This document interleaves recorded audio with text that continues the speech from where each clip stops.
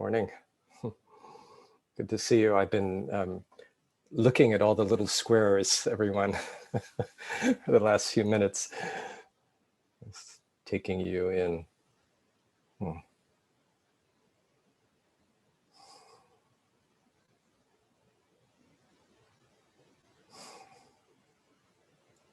So, as before, let's take a minute and really settle in. I invite you to just let your attention drop down and in.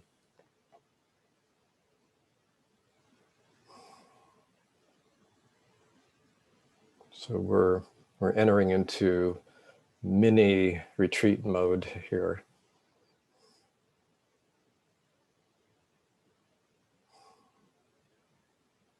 There's permission to the mind to relax, to not problem solve.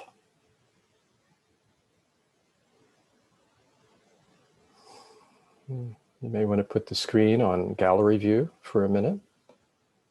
And just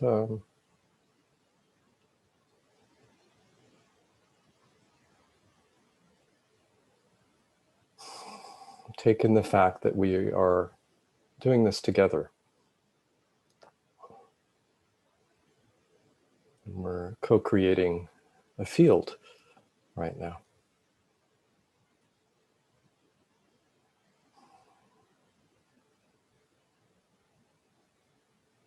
I invite you to attune, relax.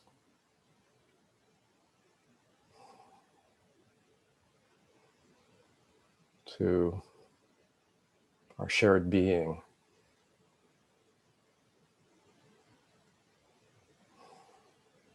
Our shared heart.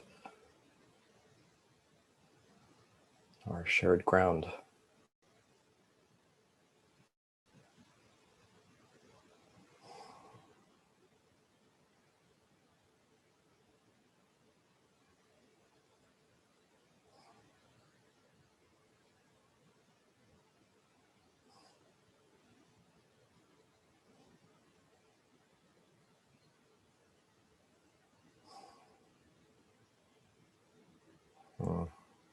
Good. And let's take a minute to just check in by chat. Again, your name, where you're from, and anything you'd like to share with the group this morning. We'll just take a minute, more than a minute, maybe 2-3 minutes to read through.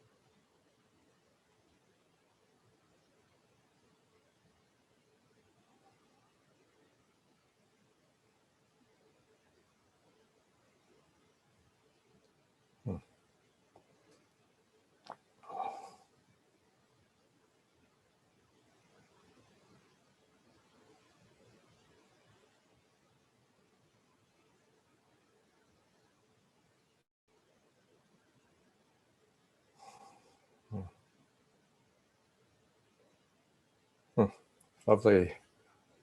It's pretty amazing, isn't it? How we come together from all over the world, all over North America, South America.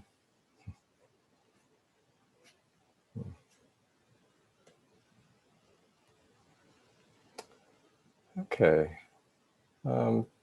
So today I'd like to we'll do a guided meditation for about 15 minutes and a talk about something. We'll find out, all of us. We'll take a break. We'll do the dyads again with a slightly different question. We'll go for about 20 minutes and then open it up for conversation for the last half hour or so of our meeting. That's the plan. We'll see what happens. Okay. So I invite you to sit comfortably, upright, eyes closed or slightly open.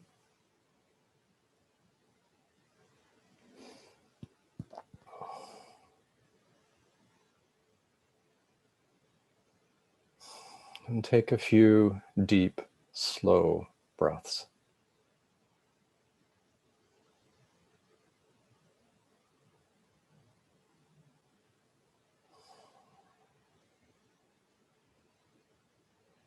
And letting yourself land deeply, land here and now.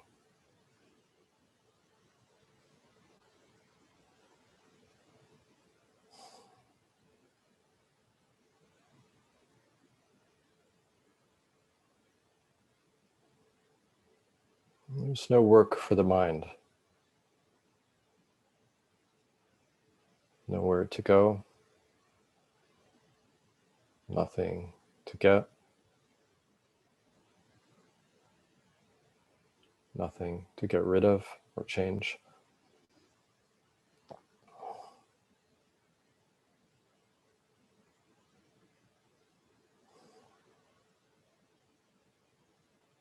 And so you allow your attention to just naturally fall down and in.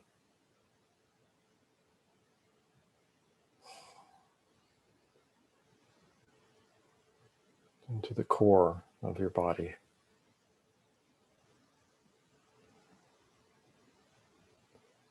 Many of us never inhabit the core.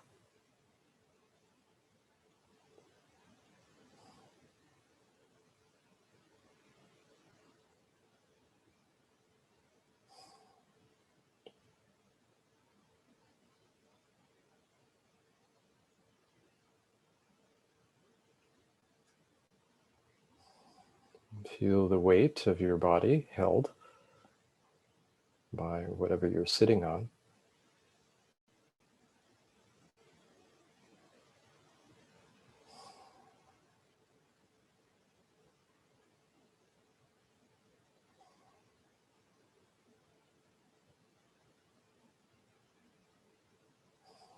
Your breath in the lower belly, as if you could inhale from and exhale from this area.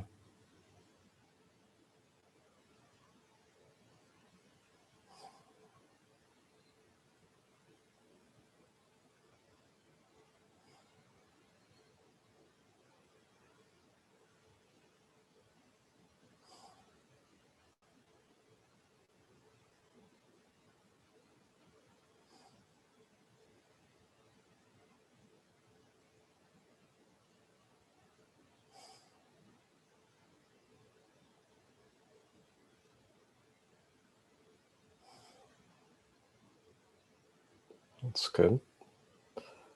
And then imagine breathing up from the earth as if the inhalation draws from the core of the earth. And you exhale down similarly. And with the exhalation, it completely, completely empties out. Wait for the inhalation to come of its own.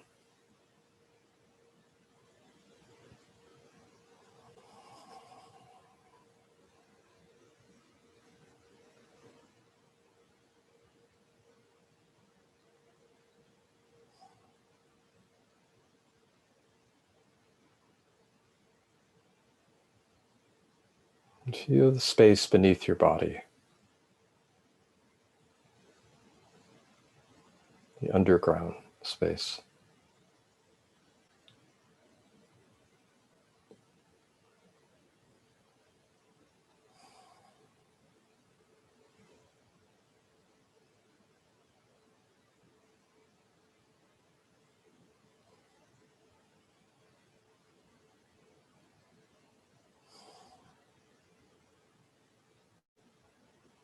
You're not thinking about the underground space. It's more of a felt sense.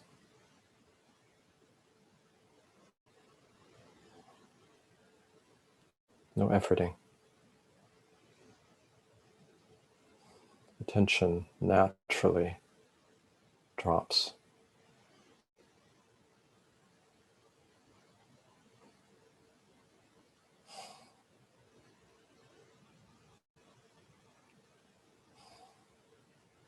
So you let yourself be taken by the ground, whatever that means.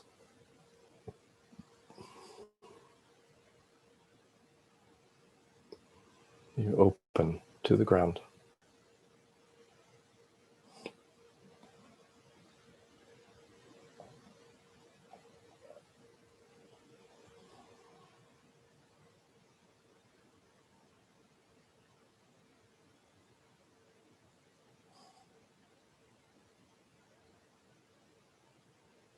Notice if there is any perimeter, any boundary to the ground.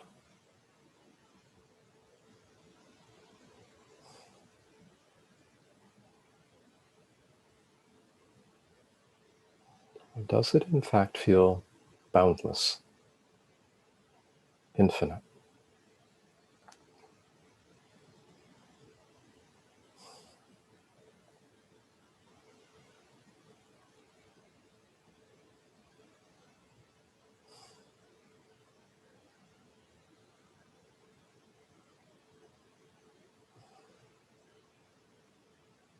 No efforting.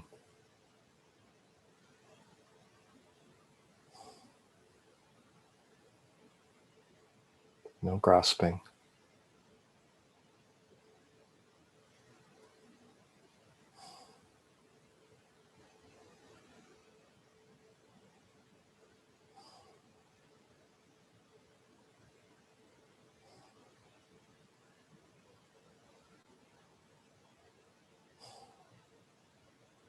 And now simply be the ground, this open, infinite ground.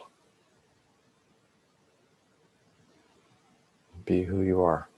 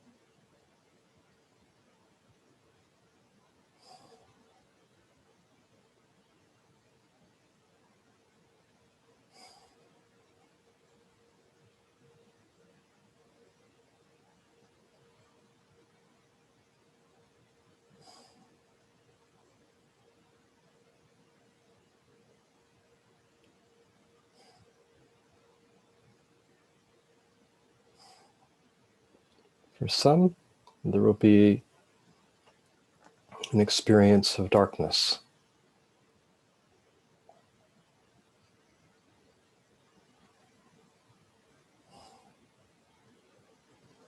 Silence.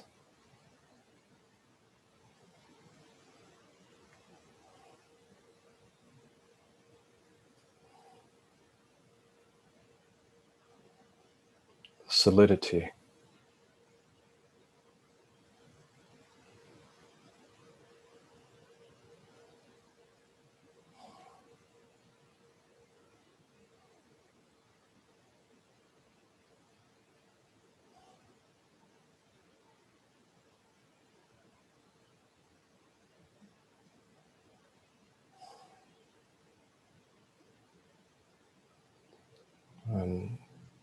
Within this darkness, some of you will sense a luminosity.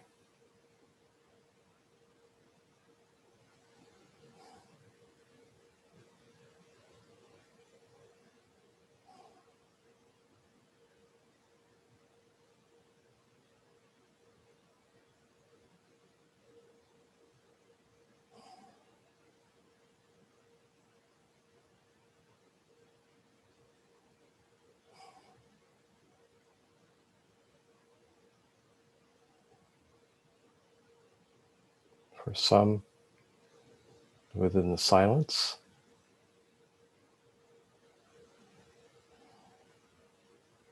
a vibrancy.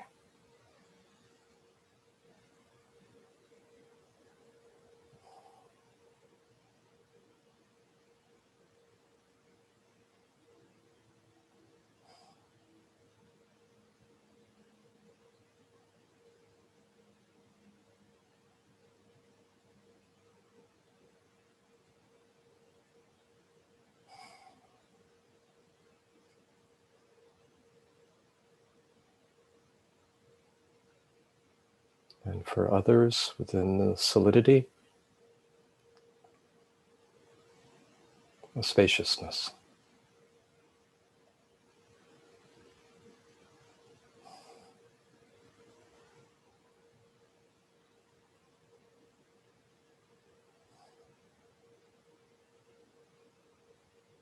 Or something else.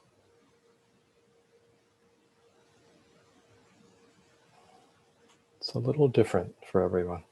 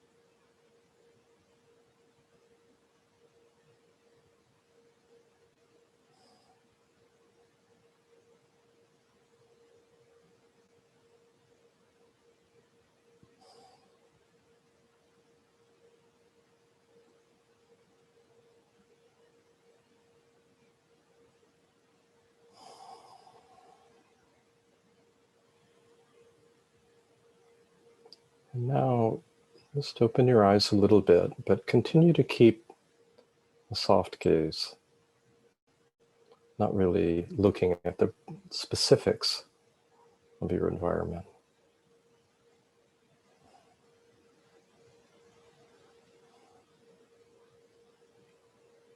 What's it like to receive the so-called world from this open groundedness? Again, nothing to think about here.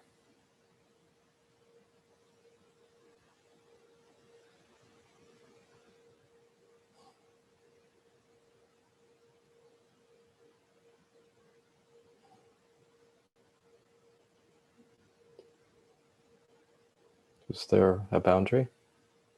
Clearly distinct objects, but is there an essential separation?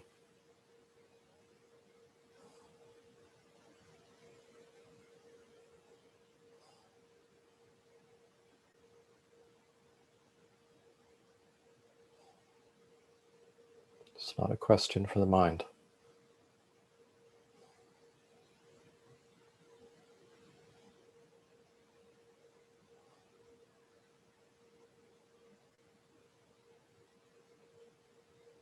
Or is it possible that what we call the world or the external environment is suffused and an expression of this same awareness that you are?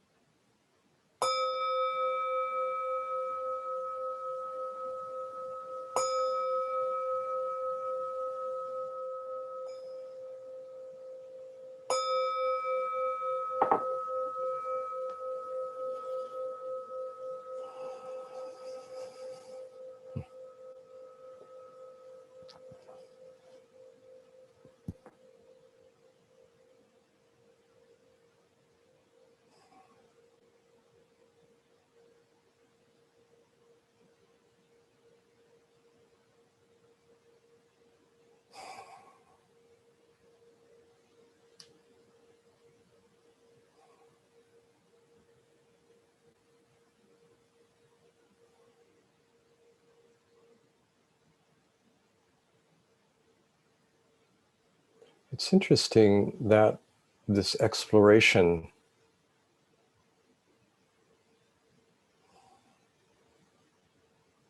of embodying spirituality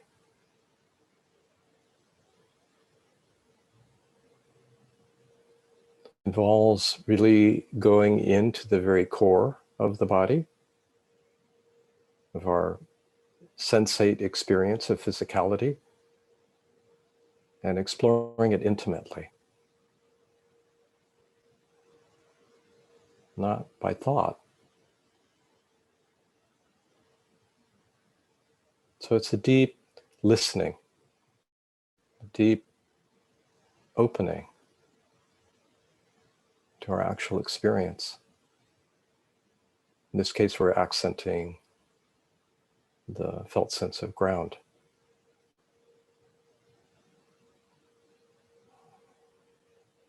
And how it opens, doesn't it? For many of you, did you experience that? Something that we took to be very solid starts opening. It can be a little unnerving at first, but very freeing and actually deeply reassuring as we allow it to unfold.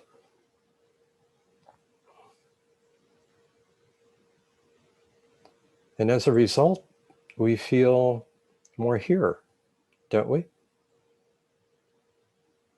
But that here is boundless.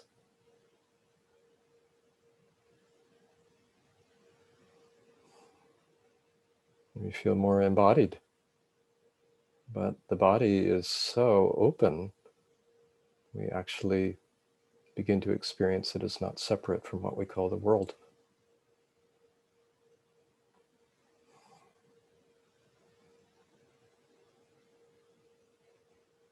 There's an interesting, as one deepens in intimacy with the ground, there's a feeling often of it, kind of, it's like deepens. Well, I could keep going deeper and deeper with the screen, but that doesn't actually do the job. There's a deepening and an opening up.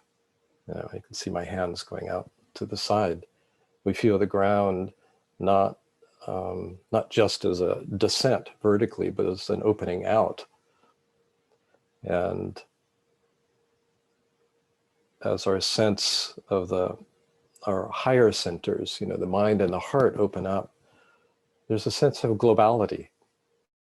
That is to say, of space, global, all around. That naturally unfolds.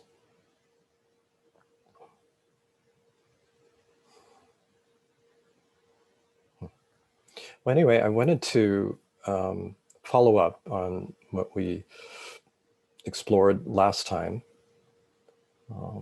recap a little bit, and then extend, the conversation a little bit too. So last time we were talking about the fear of losing control,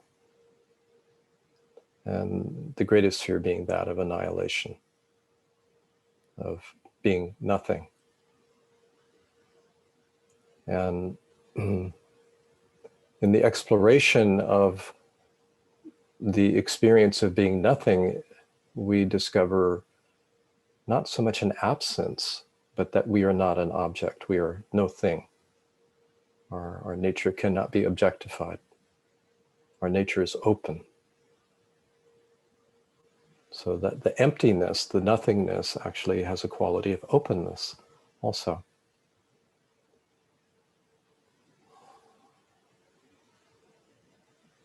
So,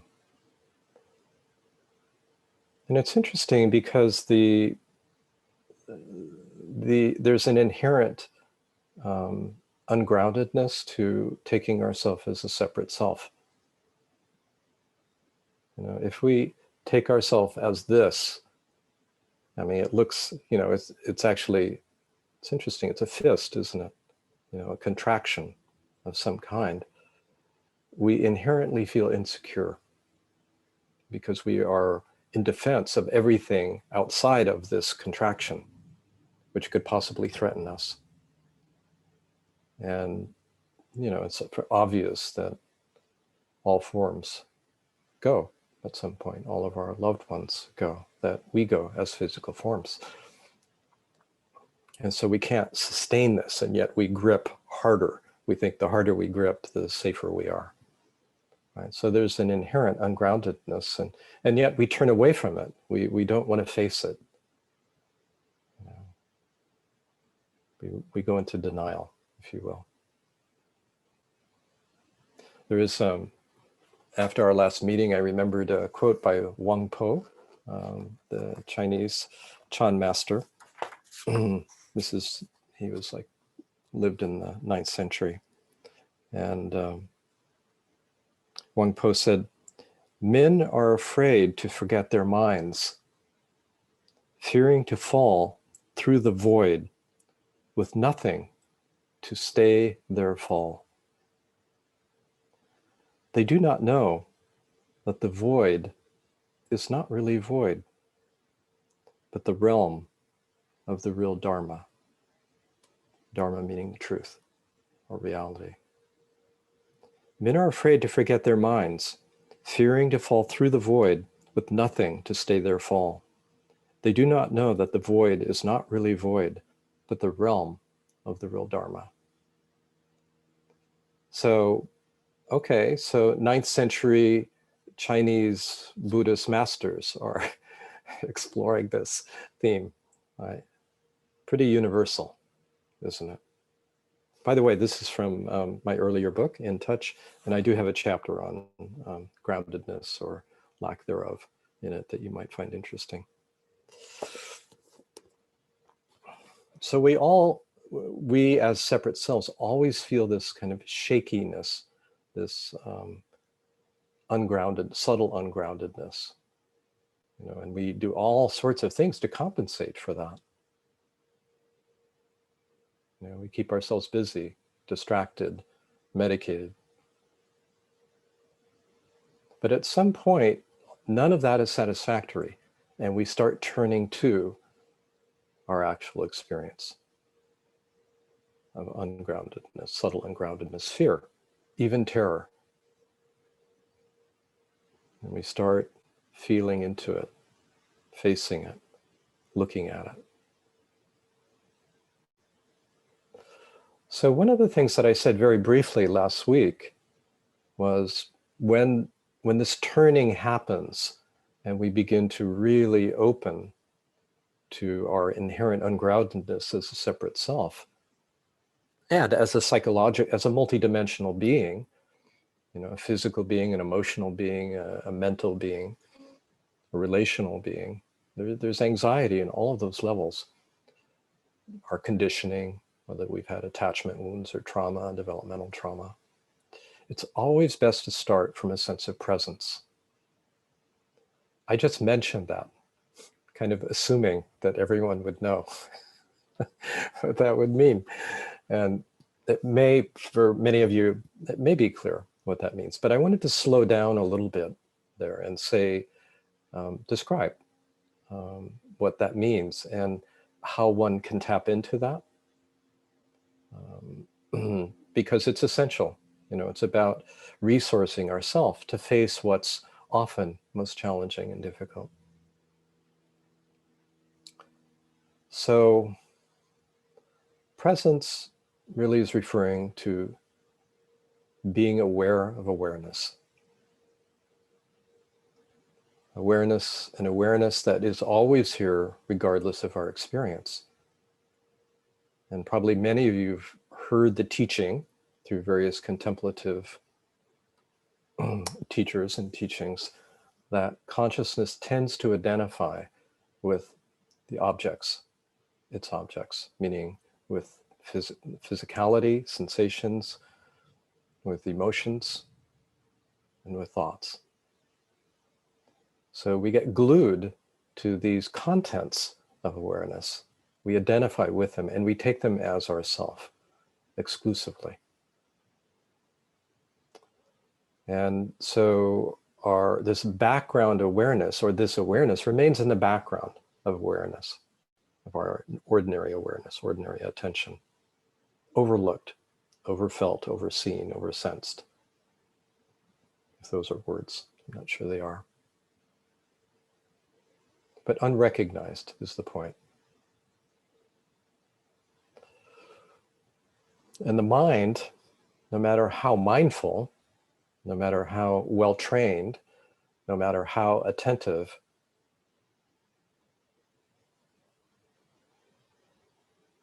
cannot evoke presence by itself. It can be present-centered, which is a very good thing, but not necessarily aware of awareness. So there's a couple of very simple ways, deceptively simple ways to tap into presence. Probably the fastest way is to just ask yourself, oh, who or what is aware right now? And then be quiet, not think. This, of course, is Ramana Maharshi's question. But there's a slightly, probably more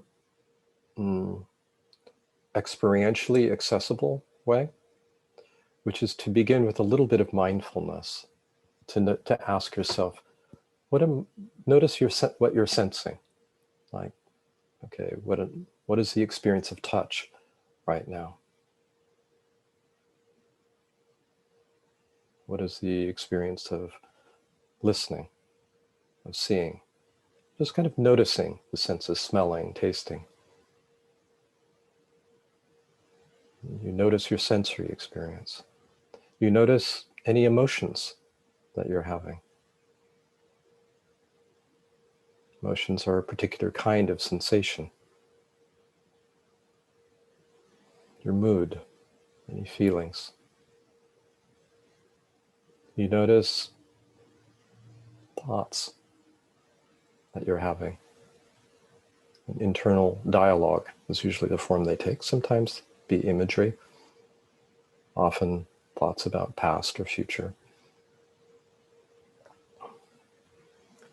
And then you notice that you're noticing, right? So what's common to all of this experience?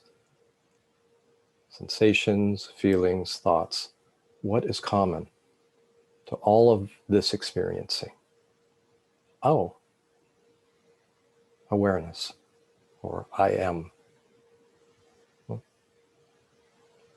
And then you rest back as that. This can take, a few minutes, not many, 2-3 minutes, once you get a sense of it. And as you rest back in this recognition of this background awareness, it actually feels like it's coming into the foreground.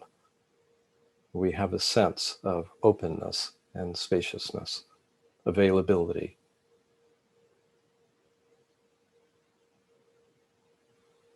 Once you have a sense of that, some sense, it will develop with the practice. Then begin your exploration, of if something is up from the netherworld, your fear, for instance, contraction, the lower part of your body. In the moment, you don't have to go hunting for it. You don't have to go digging for it. Let it come to you. And there's a quality of genuine welcoming when we receive our experience from awareness. We let our experience come to us, and we receive it within this wakeful awareness. And it's a little bit like putting the dirty dishes in warm, soapy water, right, in the sink. Just a little bit like that. We just slip in the dishes and we let them soak. And in this case, we also just pay attention where we are noticing what happens as we welcome our conditioned experience into the unconditioned, as we welcome content into context.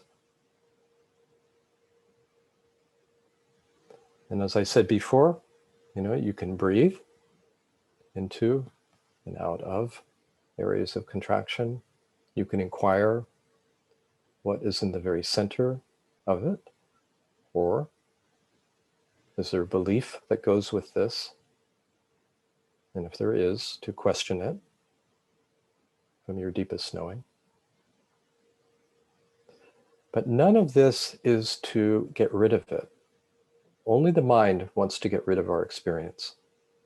Presence has no agenda to get rid of anything. It's very interesting. So kind of check your intention. Is there a willingness to let this be as it is if it continues forever? That's a good checking question, right? That one will keep you honest. It's okay if you notice it's that your acceptance is conditional. It's no judgment there. It's just noticing that you're approaching it from your mind. That's all. And then relax back again in and as awareness. That provides an optimal environment for transformation. So I'm just recapping that piece again. I wanted to go through it a little more slowly. And when I work with people, as I will with a few of you in group today, or in my one-on-one practice, which is quickly coming to an end. I'm retiring from my psychotherapy practice in a few months. Often we'll just take a minute and just kind of quietly relax into this shared awareness. And then we'll begin the process of exploration. So what's interesting is as we kind of face and turn towards our experience, we discover that these contractions have served as a kind of false ground. It's a bit strange, but we actually hang on to our contractions. We hold on to this, right? Even if it creates suffering. This is one of the more surprising insights that came to me in my work early on, working with people, is how attached we are to our suffering, to our contractions. And it should be obvious by now why, right? It serves as a kind of false ground. It's like, this is what we stand on. This is who we take ourselves to be. And at least I have something that I can refer to as me. Even if it's a contracted me, even if it's a suffering me, even if it's an unworthy, unlovable, barely deserving of existence of me, I got something to hang on to here. Can any of you relate to this? It's the darndest thing, Why? Because we're afraid of losing that ground. We're afraid of nothing. We identify with our contractions. So this is actually a movement. This process of movement is really a spontaneous movement of deconstructing our false ground. A ground that we took to be real that is not. A ground that we took to be real that is not. That's why we feel shaky. That's why it feels like the rug could be pulled out from underneath of us at any moment. That's why we feel, among other reasons, why earthquakes are so deeply unsettling, right? So what we took to be real is not solid.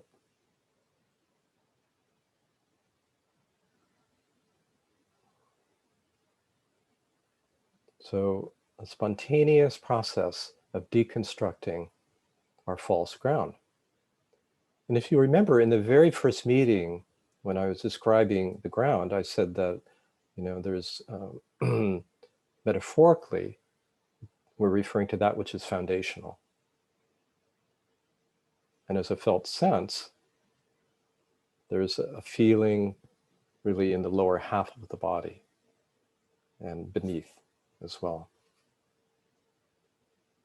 And that the truth is inherently grounding. This is the point, actually, I wanted to come around to again. our deepest reality, the truth of who we are, which is not a dogma, not a belief, not a faith in any way, is inherently grounding. It is our only true ground. It is the true Dharma, as Wang Po said. Of course, the transition of deconstructing false ground, which is relative ground, which is confused ground, mistaken ground,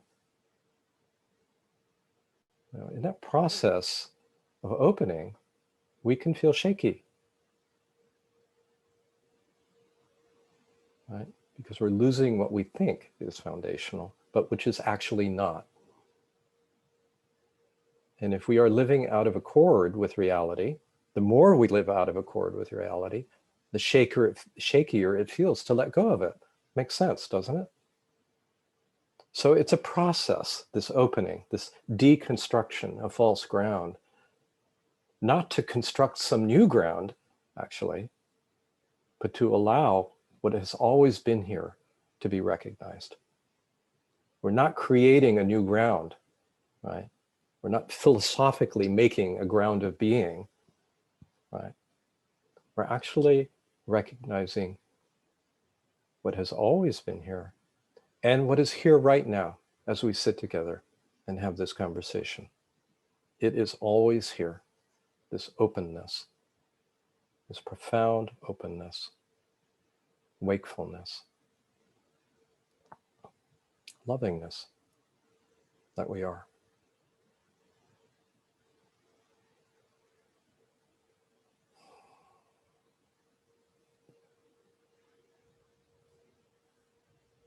So a little bit about resting in and as our deepest ground. And really the guided meditation was pointing to this. And I referred to it a little bit last week.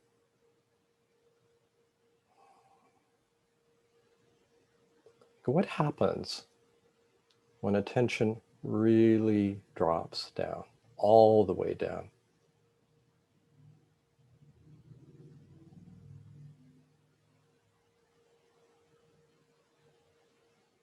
How does that affect the way we are in the so-called world, in so-called relationships? One of the interesting things that I've noticed is this sense of stability, unshakability. It's not armored. It's not defended. It's not like nothing's going to bother me. Right? It comes actually by being completely vulnerable, completely open and honest. We discover that which is inherently stable because it's unchanging.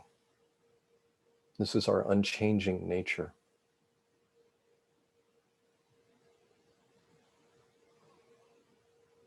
And so, interestingly, the experience is no matter what's going on, and there's always lots going on in our life, sometimes pleasant, sometimes very unpleasant, sometimes what feels supportive, and sometimes it feels very threatening and challenging. No matter what's going on, there's a sense of inner stability, something unshakable.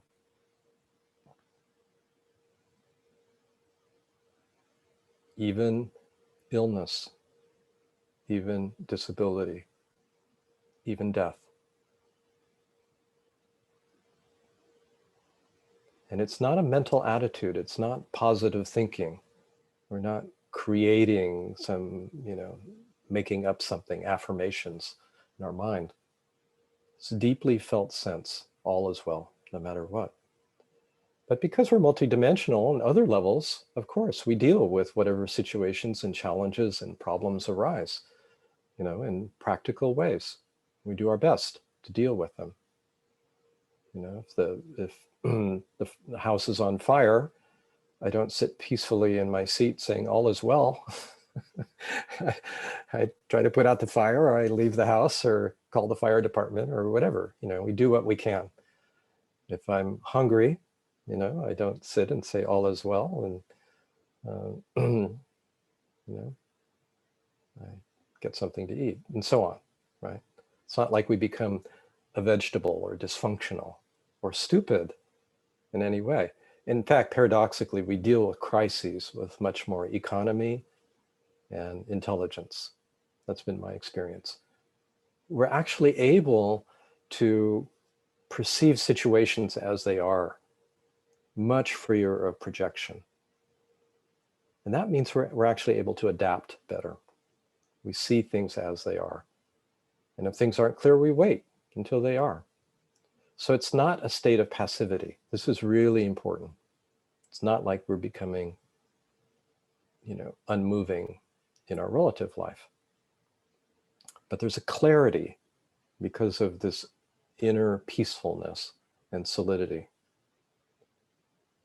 And there's also a sense of autonomy. And this is interesting, isn't it?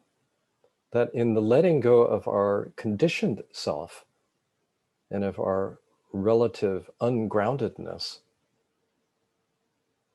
we actually come to a sense of landing, standing on our own. Like we're actually able to individuate more and trust ourselves more and trust our inner knowing, which is our inner authority, right? That becomes really the source that we go to. We're open to information, we're open to changing points of view, learning, and so on. But we feel a sense of settledness in ourselves, a sense of autonomy. We're fine when we're alone, right? And we're fine when we're with others. We're actually much more available. We don't leave ourselves. We don't abandon ourselves. We don't attack ourselves or devalue ourselves. All that falls away. So there's an autonomy, an inner sovereignty.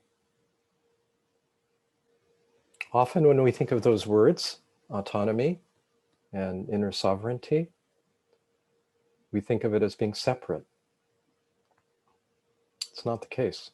It's actually knowing our non-separateness that allows our autonomy, allows our sovereignty, allows our self-trust, our deep self-trust. And trust of the self and trust of life is not different. It's the same thing. We have a basic trust in life, that life will unfold as it needs to.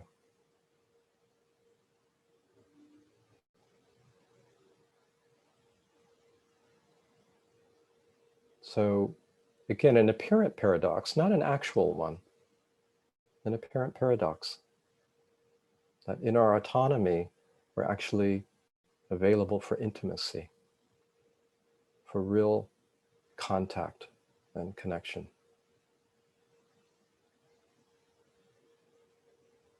Not just intimacy with another, but with the whole of life. We felt when the heart opens and awakens, we have a similar sense, you know, with the feeling of love and compassion, care, generosity of spirit. Like this is, you know, as I mentioned in the first talk, we have the three portals, major portals: the mind, which when it opens is a quality of clarity and spaciousness; the heart, when it awakens, this boundless love and compassion; and the hara, or the belly, as it opens, is profound stability, a silence that's luminous, vibrant, spacious.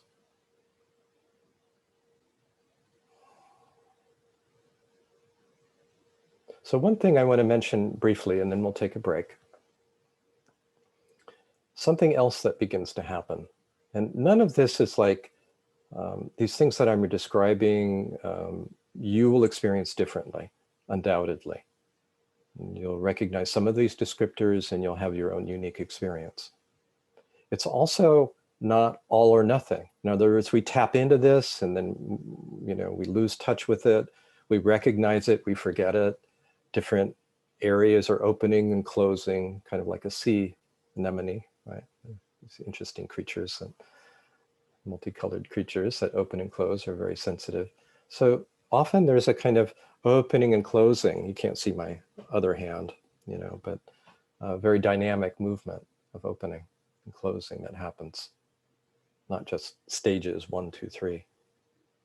But as there's a growing intimacy with the sense of the ground, dark, silent, steadfast, right, and luminous, vibrant, and spacious, we feel an inherent aliveness. We feel an inherent aliveness. And we can feel it as an upwelling from the ground. Right? Again, I'll tip my screen, but it just like pours up and out. A core sense of aliveness. That's not personal. It's intimate, profoundly real and alive, but not personal.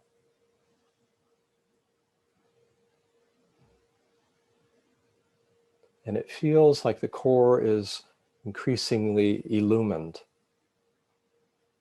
with the light of awareness. As the body discovers its true nature, as it awakens, so does the whole world. In other words, our experience of what we call the world. This experience of the body illumines, transposes to that of what we call the world. The world feels increasingly intimate and illumined also.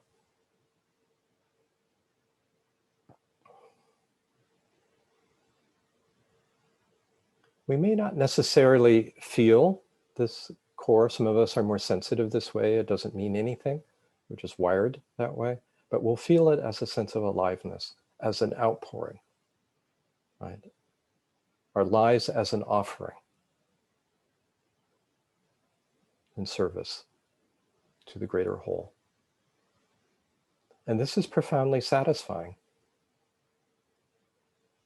We could say we feel like an instrument of God, to use theological language. We have emptied out and opened up, and the vessel is now clear enough to allow profound light of awareness to pour up from the ground and out from the heart and shine through the mind of benefit to all beings. How that looks for each of us will be different depending on, our gifts and, what circumstances may be. It all happens spontaneously. So this is the movement of unfolding reality, of opening to it, of surrendering to it, of trusting it, and letting it move through us as peace, as love, as clarity, as generosity, as kindness, as courage. This is our potential as a human being when we're willing to face intimately, without judgment, who we take ourselves to be.